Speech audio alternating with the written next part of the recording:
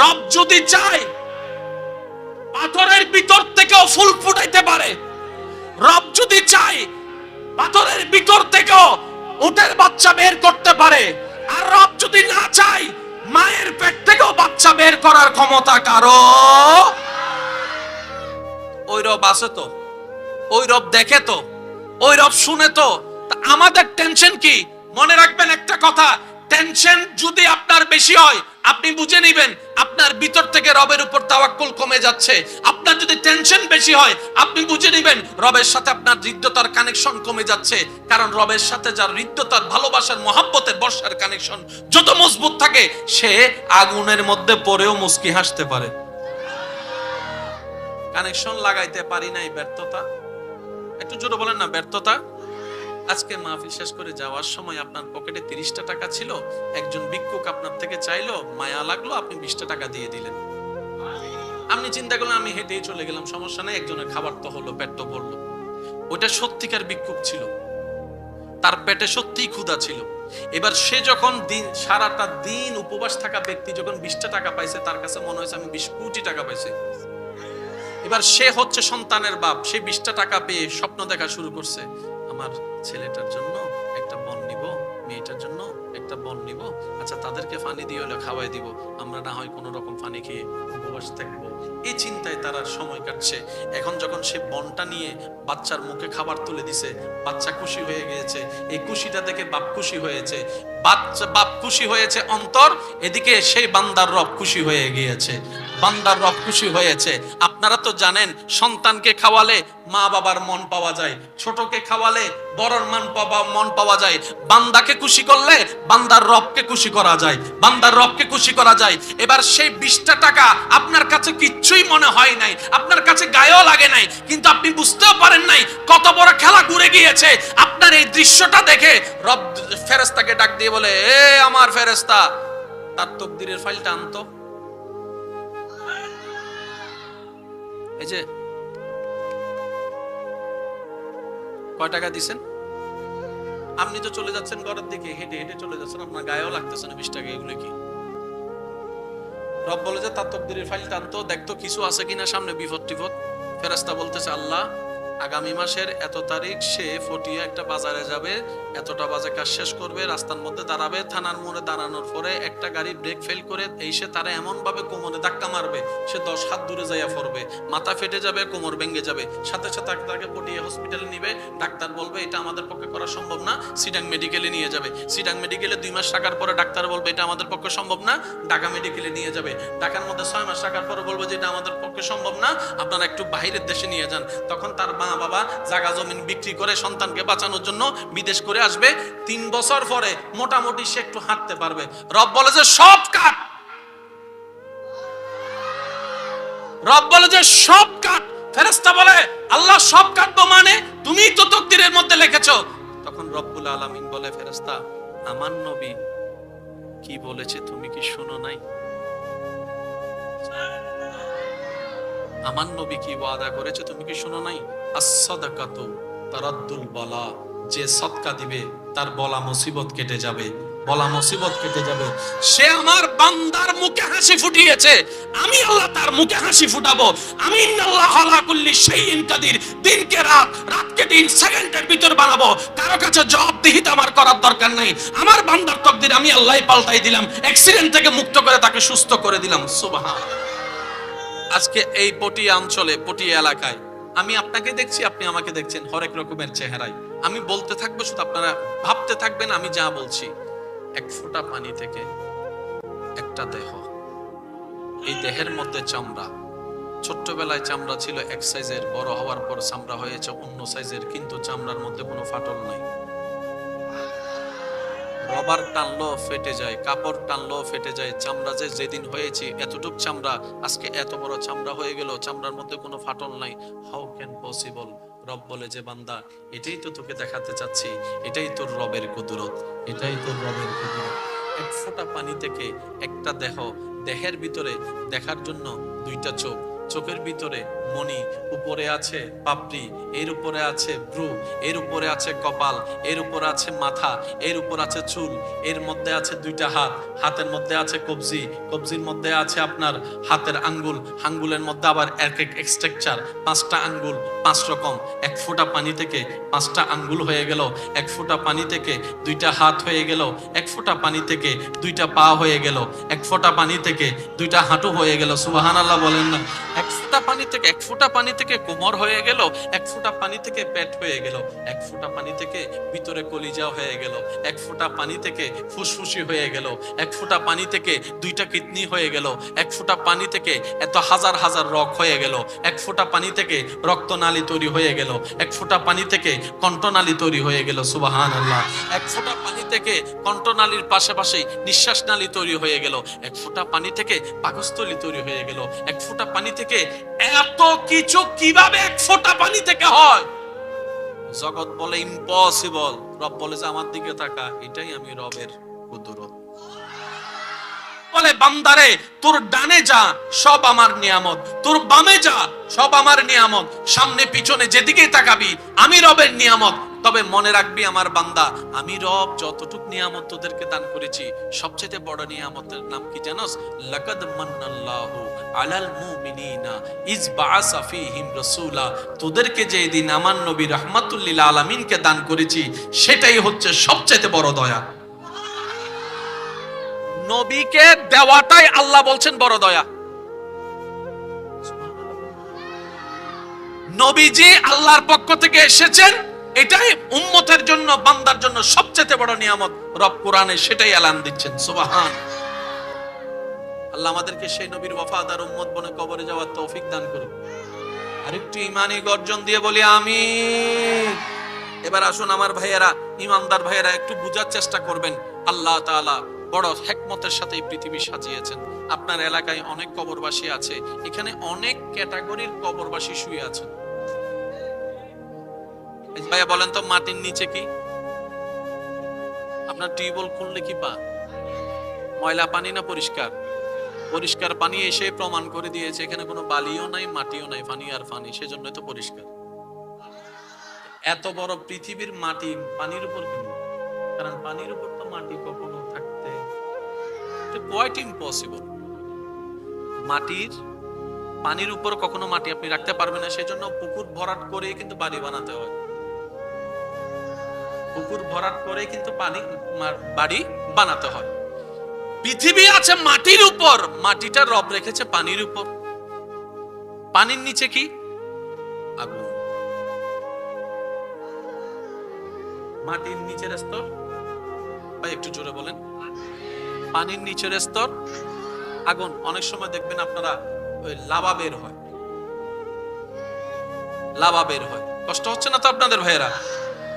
আল্লাহর সেটিংটাই এমন যেটা বান্দার পক্ষে ভাবাও সম্ভবপর নয়। পানির সাথে আগুনের কোনো বন্ধুত্ব নাই, কিন্তু রব রেখেছেন সেই সিস্টেমে। আল্লাহ আমাদের সেই রবের প্রেমে পাগল হওয়ার তৌফিক দান করুন। চোখের উপর কি এগুলা? পাপড়ির উপরে। কখনো ভাবছেন যে আল্লাহ আপনার চোখের উপরে এমন ডিজাইন করলেন কেন? শরীর থেকে যখন আপনার কাজ করেন ঘাম বের হয়, চোখ ছাড়া কি কাজ করা সম্ভব? আপনার মাথা থেকে, চুল থেকে, কপাল থেকে যে ঘামগুলা পড়বে, এগুলো ডাইরেক্ট যদি চোখে আসে চোখ নষ্ট হয়ে যাবে। আল্লাহ পাক দয়া করে এখানে ভ্রুর ব্যবস্থা করে দিয়েছেন। এই ভ্রুর কারণে আপনি ভ্রুটাকে একটু খেয়াল করে দেখবেন, এটা কিন্তু সোজা নয়, একটু বাঁকা। একটু কথা বলতে হবে ভাইয়া, একটু বাঁকা। আপনার ঘামটা এখানে পড়ে আর চোখের দিকে আসে না, কাত হয়ে নিচের দিকে চলে যায়। এটাই হচ্ছে রবের বড় দয়া। সুবহানাল্লাহ বলবো না? রব্বুল আলামিন পৃথিবীটা কেমন ভাবে সাজিয়েছেন, আপনাকে এমন এমন জিনিস দিয়েছেন, আপনি আজীবন সিজদায় পড়ে শুকরিয়া করলেও হক আদায় করা সম্ভব না। আর সেই রব বলে আল্লাহ আছে। ভাই বলেন, রিজিকের মালিক আল্লাহ, ওইটা আপনার কাছে আছে তো? আপনার দিকে ওই আল্লাহর নজর আছে? এই কথাটা যদি মাথায় বসায় নেন, আপনার লাইফের 85% টেনশন শেষ। এই সূত্রগুলো একটু মাথায় রাখবেন। রব আছে, শুধু এতটুকু মাথায় রাখলে হবে, আপনার আর কিছু করার দরকার নাই। আপনি যখন যে কোনো বিপদ মুসিবতে শুধু এতটুকু স্থির হয়ে বলতে পারবেন, আমার আল্লাহ আছে, যা করার করবে, যা হবে দেখা যাবে, আল্লাহ ভরসা। এতটুক বলার সাথে সাথে বান্দার সেই জিম্মেদারি আল্লাহ নিজে নিয়ে নেয়। আপনাদের এলাকায়, আমি তো জানি না, কাউকে চিনি না, তবে আমি বলছি মিলাই দেখেন, এই এলাকায় পায়ে পায়ে মামলা আছে, সাসাবাতিজা যেটা, এই মামলা যারা করেছেন, মামলা যারা দিয়েছেন, মামলা নিয়ে যারা দৌড়াইছেন, জুতার তলা ক্ষয় হওয়া ছাড়া কি পাইছেন? আমি চিনি না কাউকে, তবে আমি বলছি মিলাই দেখেন, টাকা নষ্ট হওয়া ছাড়া কি পাইছেন? টেনশন করা ছাড়া কি পাইছেন? দৌড়াদৌড়ি করা ছাড়া কি পাইছেন? আহামরি লাভ বলতে কিছু জোরে বলেন না। এমন হইছে 1 ইঞ্চি জায়গা বাঁচাইতে গিয়ে ওই মামলার পিছনে দৌড়াইতে দৌড়াইতে খরচ করতে করতে 10 কানি জায়গা কিনার মতো টাকা। এবার বলেন লাভ হইছে না লস হইছে? আমি মামলা দিতে নিষেধ করছি না, দেশের আইনের প্রতি শ্রদ্ধা আছে, তবে আমাদের আরেকটা কথা মনে রাখতে হবে, আমরা দেশের আইনে মামলা দিয়েছি বাংলাদেশি হিসেবে, আমাদের আরেকটা মামলা দেওয়া বাকি আছে, সেটা হচ্ছে যে বান্দা হিসেবে রবের দরবারে। এই মামলাটা যদি আমরা চালু রাখতে পারতাম, 1 ইঞ্চি যাওয়ার বিনিময়ে আল্লাহ আপনাকে 10 কানি জায়গার মালিকও বানাই দিতেন। আমরা আসলে চাইতেও জানি না, বলেন না, নিতেও জানি না। পৃথিবীতে যতগুলো ব্যাংক আছে, যেখানে আপনি দিবেন না কেন, কখনো আপনাকে 1 টাকার বিনিময়ে 10 টাকা দিবে, কিন্তু আল্লাহর একটা অ্যাকাউন্ট আছে, যে অ্যাকাউন্টে যদি আপনি একটা অ্যাকাউন্ট করতে পারেন, প্রত্যেক 1 টাকায় আপনাকে 10 টাকা করে সর্বনিম্ন দেওয়া হবে। অর্থাৎ আপনি 1 টাকা দিয়েছেন তো, সর্বনিম্ন 10, 10-এর নিচে যাবে না, 10 দিবে। এবার 10-এর উপরে রবের যা মন চায় তা দিবে। 10ও দিতে পারে, 100ও দিতে পারে, 700ও দিতে পারে, 1-এর বিনিময়ে 7,000ও দিতে পারে, 1-এর বিনিময়ে 7 লাখও দিতে পারে, 1-এর বিনিময়ে রব চাইলে 7 কোটিও দিতে পারে। উপরের কোন লিমিট, কিন্তু নিচেরটা 9 দিবে না কখনো, আপনাকে 8 দিবে না। মান জাআ বিল হাসানাতে ফালাহু আশরু আমসালিহা, এটা রবের ওয়াদা। তো বিজনেসটা আমরা করতে জানি নাই, আমরা হইলাম চালাকের ভাবে গাদা। আমি আমার কথা বলছি, আমরা চালাকের রূপে, আমার মতো গাদা যারা আছেন আওয়াজ দিয়ে বলেন, আমরা চালাকের রূপে ভাব নিছি আমাদের মতো বুদ্ধিমান আর কেউ, কিন্তু দিন শেষে হিসাব টেনে দেখলাম আমাদের মধ্যে আমাদের মতো লসে আর কেউ। কিন্তু যারা রবের বান্দা, তারা দুনিয়াতেও লাভবান, তারা আখিরাতেও লাভবান হয়ে যায়। বলেন না সুবহানাল্লাহ, আরো জোরে বলেন সুবহানাল্লাহ। হযরত আলী রাদিয়াল্লাহু তাআলা আনহু মা ফাতেমার অনুরোধে, ঘরে বাজার নাই, একটা কাপড় বিক্রি করতে গেলেন বাজারে, বাজারে বিক্রি করার পরে সে কাপড়ের টাকাটা যখন নিয়ে আসছেন, কে? হযরত আলী রাদিয়াল্লাহু তাআলা। 6 টাকা, 10 টাকা। আসার সময় একজন ওনাকে বললেন, হুজুর, আমিও উপবাস, আমার বউ উপবাস, আমার সন্তান উপবাস, সাথে সাথে ওনার নিজের ঘরে কিন্তু বাজার নাই।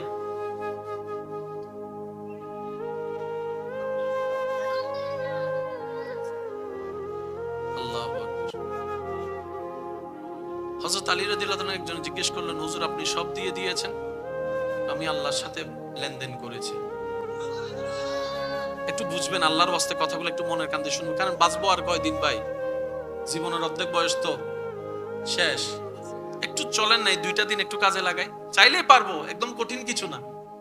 তো হযরত আলী রাদিয়াল্লাহু তাআলা জিজ্ঞেস করছেন, হুজুর আপনার ঘরে তো বাজার নাই? বলে যে আমি রবের সাথে ব্যবসা করেছি। কিভাবে? তখন মওলা আলী শেরে খুদা বলছেন, আপনি কি পড়েন নাই মান জাআ বিল হাসানাতে ফালাহু আশরু আমসালিহা? আমি রবের খুশির জন্য রবের বান্দাকে দিয়েছি, ওই বান্দার রবই আমাকে দ্বিগুণ করে আবার বাড়িয়ে দিয়ে দিবেন। এটার নামই ঈমান। কারণ কানেকশন লাগানোর মতো যা যা কাজ আছে, আমরা 2টা তার লাগাই, 10টা তার ছিঁড়ে ফেলি। কানেকশন লাগানোর একটা মাধ্যম মনে করেন আমরা হজ করতে গেলেন, লব্বাইক আল্লাহুম্মা লব্বাইক লব্বাইক লা শারীকা লাক লব্বাইক ইন্নাল হামদা ওয়ান নি'মাতা লাকা ওয়াল মুলক লা শারীকা লাক। সবাই মিলে লব্বাইক আল্লাহুম্মা লব্বাইক লব্বাইক লা শারীকা লাক লব্বাইক ইন্নাল হামদা ওয়ান নি'মাতা লাকা ওয়াল মুলক লা। যার যত শক্তি আছে সবাই মিলে একবার বলেন তো, লব্বাইক আল্লাহুম্মা লব্বাইক লব্বাইক লা ইন্নাল হামদা ওয়ান নি'মাতা লাকা ওয়াল মুলক লা। হজ করে আসার পরে দুইজনের জায়গা,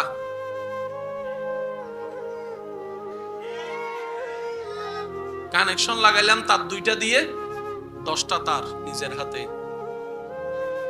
এবার বলেন আমরা কি সালাক না গাদা? মনে রাখবেন পৃথিবীর একটা সিস্টেম। কষ্ট হচ্ছে আপনাদের? এটা আপনার বোতল, এটা অন্যের বোতল। আপনি যদি এখান থেকে এখানে ঢালেন, সচক্ষে দেখবেন ওনারটা ভরছে বাড়ছে, আপনারটা কমছে। এটা হচ্ছে দুনিয়ার চশমা। আপনি যদি রবের চশমা দিয়ে একটু দেখেন, রবের রহমতের চশমা দিয়ে দেখবেন আপনারটাই বড়তেছে। শুধু এটা না, আপনার এই এতটুক বোতলটা দেখা যাবে এতক্ষণ পরে এত বড় বোতল হয়ে গেছে। একটু জোরে বলি, একটা বিজনেস আজকে থেকে করার চেষ্টা করেন, সেটা হচ্ছে রবের সাথে বিজনেস। পারবেন ইনশাআল্লাহ? রবের দুনিয়াতে আপনি যে কোনো বিজনেস যদি একদম প্রথমে হাত দেন, 1 লাখের নিচে আপনি নামতেই পারবেন না। দোকানও সালামিও আছে 5 লাখ, বুঝছো? তারা তো আলাদা, দোকানের সালামিও আছে, আর স্বাস্থ্য ভাই, জ্যাঠতো ভাই, খালতো ভাই, অমুক সমুককে নাস্তা করানো আরো আছে 2 লাখ।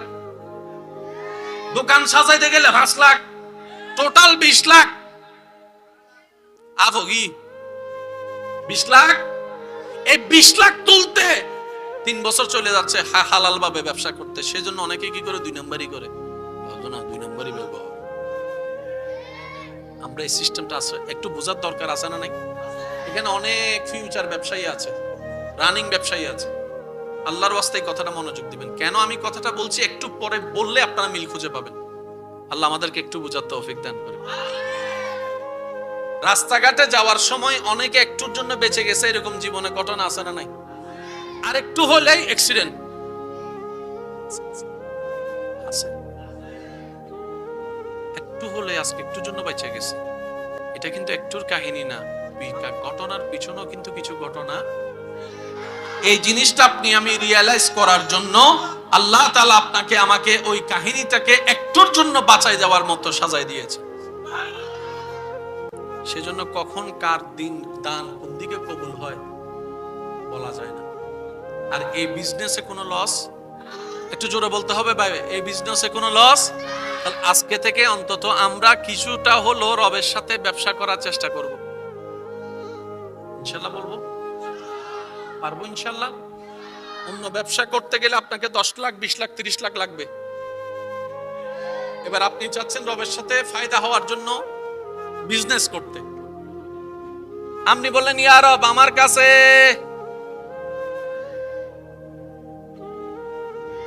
বিজনেস করব কিভাবে? কারণ দান করার জন্য তো টাকার দরকার। রব বলে যে টাকা দিয়ে যে আমার সাথে বিজনেস করতে হয়, তোরা বললো কে? ইয়া আল্লাহ, বিজনেস করতে টাকা লাগে, এটা ছোট বড় সবাই জানে। রব বলে যে দুনিয়ার বিজনেস আলাদা, বান্দা আর রবের বিজনেস আলাদা। বান্দা বলে যে আল্লাহ টাকা তো নাই, কি দান করব তোমার নামে?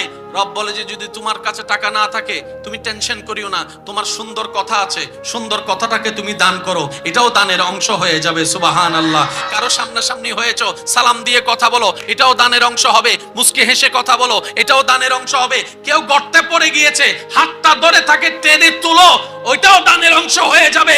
কেউ বিপদে পড়ে মন ভেঙে গিয়েছে, তার পাশে দাঁড়িয়ে মাথায় একটু হাত বুলাই দাও, এটাও দানের অংশ হয়ে যাবে। দান মানে সবসময় টাকা হয়। বিজনেস করতে জানি না, ব্যর্থতা তো আমাদের। কথা বলেন না ভাইয়া, বিজনেস করতে জানি না, ব্যর্থতা আমাদের। আচ্ছা, আপনার ঘরে যদি 10 কেজি চাউল থাকে, মেহমান এসে যদি 5 জনে খায়, আপনার পরিবারের সবাই 10 কেজি চাউল কি কমবে না বাড়বে? একটু জোরে বলি। কিন্তু মেহমান এসে খেলে বাড়বে। কেমনে বাড়বে আপনি বুঝতে পারবেন না। ভাইয়া,